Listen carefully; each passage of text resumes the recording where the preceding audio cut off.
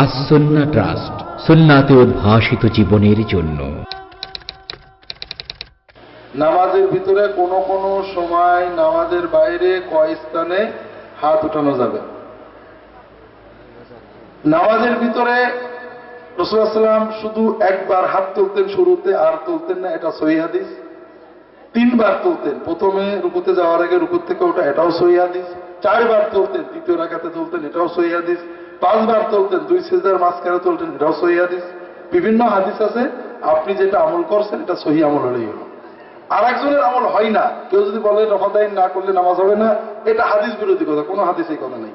আর যদি কেউ বলে যে রফাদাইন যারা করে তারা ওহাবি, এটা মাযহাব বিরোধী কথা। হানাফি মাযহাবে কোথাও নেই যে রফাদাইন করলে দোষ হয়।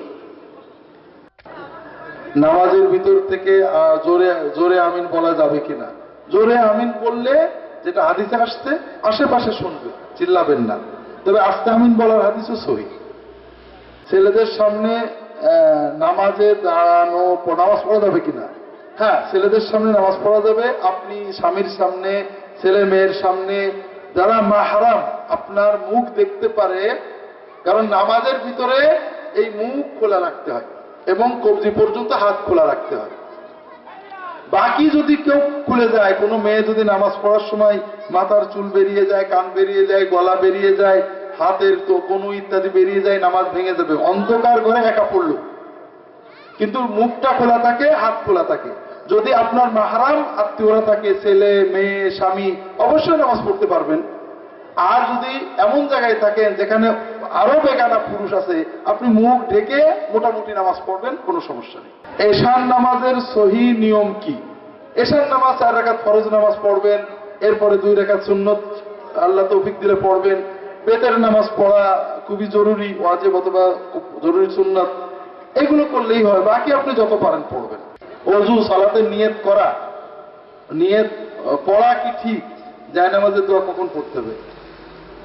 এই যে আপনারা মাহফিলে আসছিলেন, মাহফিলে আসতেন না, আসার সময় নিয়ত করেছেন? নাওয়াইতু আন আযহাবা ইলা ওয়াজ মাহফিল বলেছিলেন?